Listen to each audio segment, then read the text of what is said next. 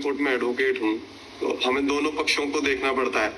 अब देखो, ऐसी बात तुमने कही है कि इसमें हम संशय पैदा करते हैं, क्योंकि आप लोग जानते हैं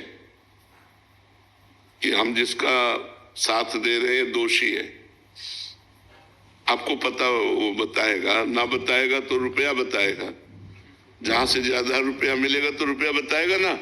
अब अगर दोषी को आप बचाते हैं और अर्थ लेते हैं तो मोक्ष कैसे हो सकता है?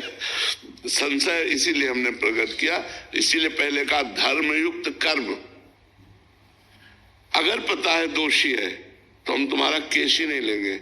जैसे कानून के मुताबिक अगर कोई अपराधी भी है, इवन जैसे आतंकवादी भी हमारे यहाँ आए, तो उनको भी हम बचाव के लिए वकील देते हैं।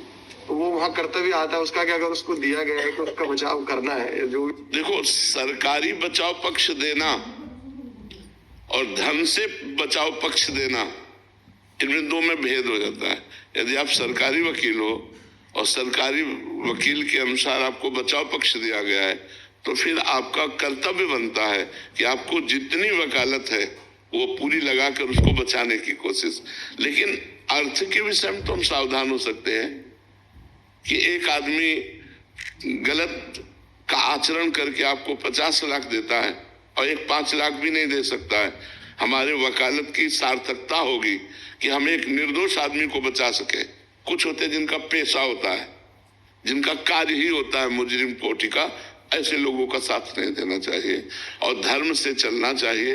तो भगवान कृपा करेंगे, नहीं तो बहुत मतलब धर्म का सूक्ष्म स्वरूप है। अपराध बनने में देर नहीं लगती। नहीं